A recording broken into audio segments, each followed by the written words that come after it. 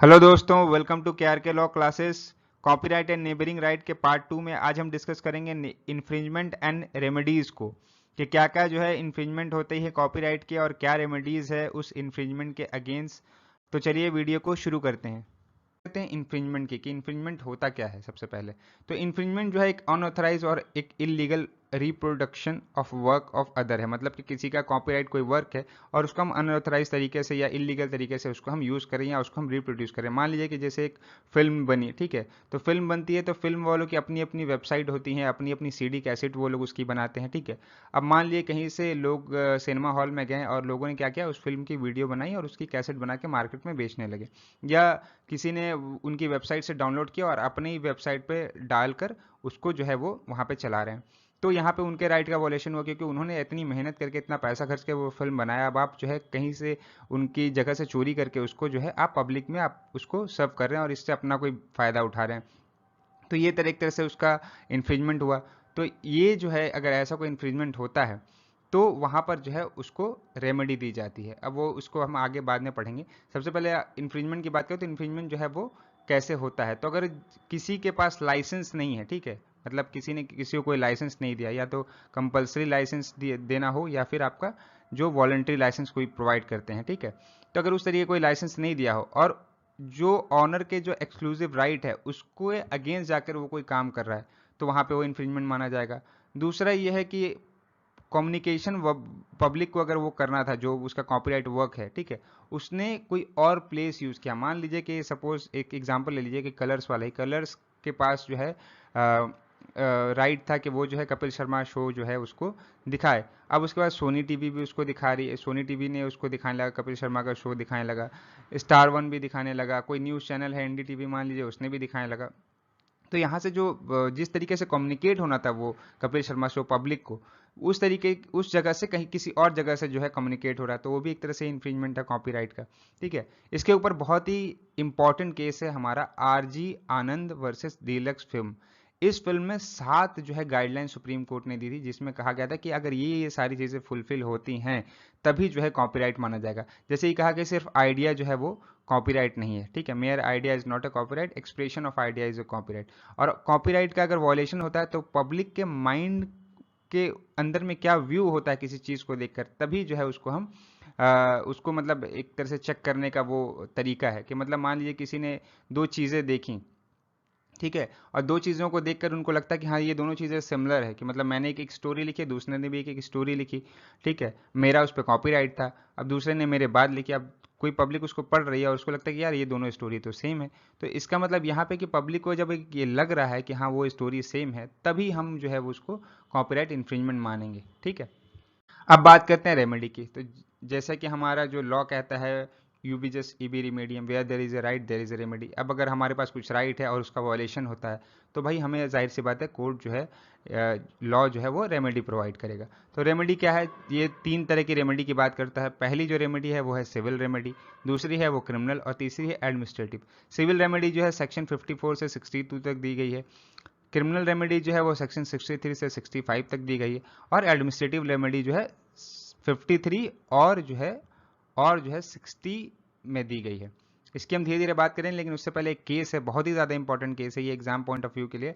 Tata oils company limited versus Hansa chemical PTC. ये इस case में क्या हुआ था, कोर्ट ने कहा कि ये जितनी भी रेमेडी हैं, ये तीनों रेमेडी, ये जो है इंडिपेंडेंट है। मतलब कि ज़रूरी नहीं कि कोई किसी ने एक रेमेडी के लिए क्लेम किया तो दूसरी रेमेडी में क्लेम नहीं कर सकता, या दूसरी रेमेडी में क्लेम किया तो तीसरी रेमेडी को क्लेम नहीं कर सकता।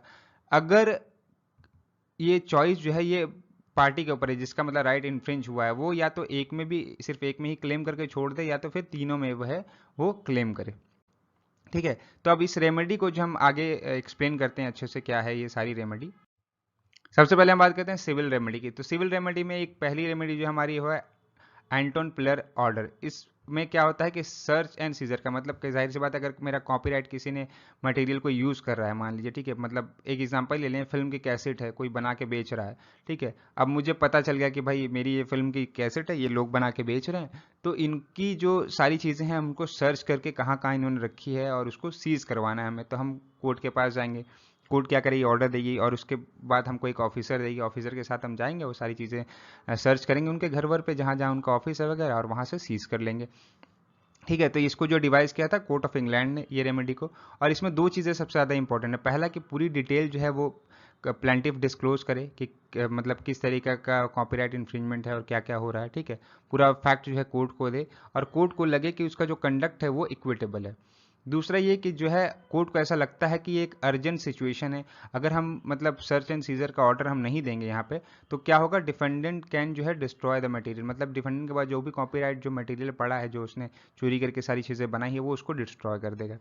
दूसरी है हमारी इंजंक्शन। इंजंक्शन जो है वो टेम्प्रोरी भी हो सकता है, परमानेंट भी हो सकता है और इंटरलोकेटरी भी हो सकता है। ये जो ऑर्डर 39 ऑफ सीपीसी में जो दिया गया है वो सारा है। ठीक है, टेम्प्रोरी मतलब कि कुछ बना रहा है, सपोज कॉपीराइट मटेरियल वो क्रिएट कर रहा है, सपोज मेरी एक बुक लिखी हुई है, मैंने एक बुक लिखी है और उसका क्या कर रहे हैं वो लोग कि अपने घर में उसको ही छाप रहे हैं पूरा और छाप के उसको बेच रहे हैं, तो क्या करेंगे यहाँ पे कि भाई उसको छापने से मना कर देंगे। ठीक है, तो एक तरह से इंजंक्शन लग गया। तीसरा है हमारा फाइनेंशियल रिलीफ। फाइनेंशियल रिलीफ में क्या है कि जो भी प्रॉफिट उनको मिला है अनलॉफुल एक्ट से, किताब हमारी डुप्लीकेट किताब बनाई उसको बेच रहे हैं, उससे जितनी कमाई हुई हम उसको बोलेंगे हमें दिए जाए।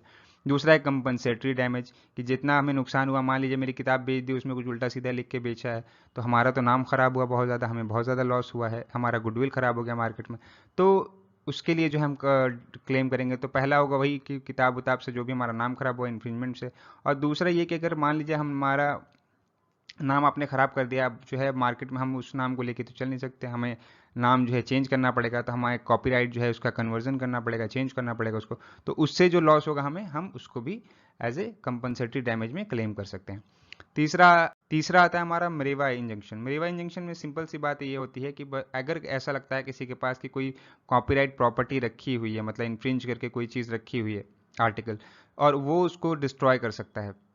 ठीक है, तो यहाँ पे कोर्ट क्या करेगी, उसको सीज करने का ऑर्डर दे देगी, या तो सीज कर देगी या तो बोलेगी कि आप उस प्रॉपर्टी की जगह पे कोर्ट में जो है आप जो है एक सिक्योरिटी अमाउंट जमा करें। ठीक है, और जब तक कोर्ट केस चलता रहेगा तब तक वो सिक्योरिटी अमाउंट या वो प्रॉपर्टी का सीज जो है करके रखी रहेगी। उसके बाद आता है हमारा जॉन डोई ऑर्डर, जिसको यूके में और यूएसए में यूज़ किया जाता है और इंडिया में किया जाता है अशोक कुमार। ठीक है, इसमें क्या है, सिंपल सी बात है कि ऐसी कोई कॉपीराइट वायलेशन हो रहा है जो कि पब्लिक एट लार्ज है, मतलब कि कौन कौन इसका वायलेट कर रहा है पता ही नहीं। जैसे कि अभी एक आया था कुरकुरे वाला, कि कुरकुरे को जलाने से जो है उसमें प्लास्टिक के जैसा वो जलता है।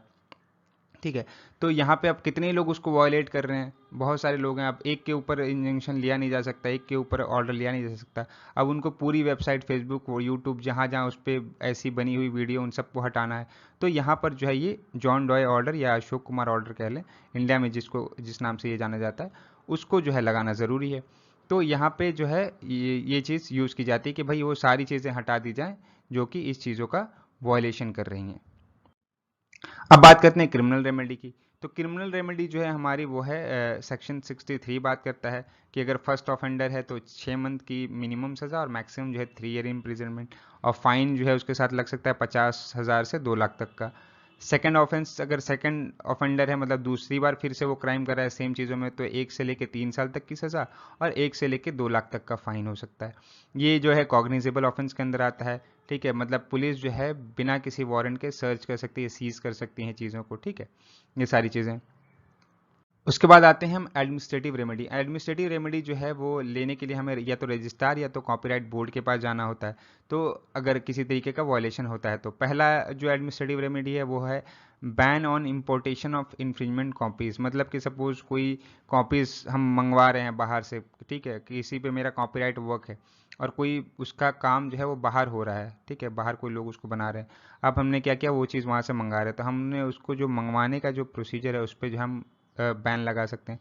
दूसरा ये है groundless threat of legal proceeding. मतलब कि मेरे पास सपोज मान लीजिए कोई कॉपीराइट वर्क है और कोई दूसरा उस पर कोई कॉपीराइट वर्क कर रहा है, ठीक है, लेकिन अगर वो रियलिटी में ऐसा सही नहीं है कि मतलब कि हाँ वो कर ही रहा है, या ये रियलिटी में ये भी है मेरे पास कि जो है वो मेरे पास उसका राइट नहीं है कॉपीराइट का, और मैं ज़बरदस्ती उसको डराने के लिए जो है उसके ऊपर लीगल प्रोसीडिंग का थ्रेट दे रहा हूँ कि तुमने मेरे राइट का इन्फ्रिंज किया है और ये किया है और वो किया है और मैं तुम्हारे खिलाफ क्रिमिनल प्रोसीडिंग स्टार्ट करूँगा, ऐसे वैसे। तो जो कॉपीराइट बोर्ड है, जो दूसरा पार्टी है जिसके ऊपर मैंने एलिगेशन लगाया है कि तुम मेरे राइट का वॉलेट कर रहे हो, ठीक है, अगर वो कॉपीराइट बोर्ड के पास एप्लीकेशन दे कि ये ज़बरदस्ती मुझे थ्रेट दे रहा है, मैंने किसी भी तरीके कोई वॉयलेशन नहीं किया है, तो वहाँ पे जो है उसके ऊपर कंपनसेशन लगा सकते हैं। मतलब कि मेरे ऊपर जो है वो कॉपीराइट बोर्ड जो है वो कंपनसेशन लगाएगा, लेकिन वहाँ पे मुझे सारी चीज़ें प्रूव करनी पड़ेगी कि हाँ भाई जो एलिगेशन है मेरे ऊपर वो गलत है, और ये जो तरीका है वो मुझे थ्रेट देने का, ये सारी चीज़ें। ठीक है, अब हम आखिरी में बात करते हैं कि रजिस्ट्रेशन का प्रोसेस क्या है कॉपीराइट का। तो कॉपीराइट का रजिस्ट्रेशन का प्रोसेस बहुत ही सिंपल है। सबसे पहली बात तो कॉपीराइट का रजिस्ट्रेशन एक ऑप्शनल है लेकिन बेनिफिशियल है।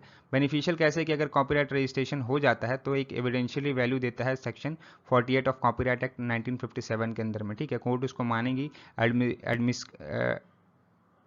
एडमिट करेगी एज ए एविडेंस। ठीक है, और इसके बाद जो है प्रोसीजर बहुत ईजी है। 45 जो है और रूल 16 ऑफ कॉपीराइट रूल 1958 जो है वो इसकी बात करता है, कहता है कि पहले जो है सबसे पहले एक एप्लीकेंट को एप्लीकेशन देनी पड़ेगी।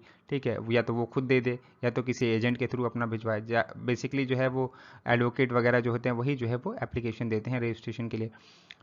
दूसरा है फिर उसका जो नोटिस होगी, मतलब जो कोई एग्री पार्टी होगी या जिसका इंटरेस्ट होगा उस पब्लिकेशन में, मतलब उस कॉपीराइट वर्क में, उसको जो है वो नोटिस भेजेगा जो एप्लीकेंट होगा कि भैया मैंने देखिए एप्लीकेशन लगाई। मान लीजिए कि दो लोगों ने मिलकर एक आर्टिकल लिखा, अब एक जो है अपना आर्टिकल उस नाम से पब्लिश कराना चाहता है, जो दूसरा बंदा होगा वो उसको नोटिस भेजेगा कि भैया देखो ये जो आर्टिकल हम दोनों ने लिखा है इसको हम पब्लिश कराना चाह रहे हैं।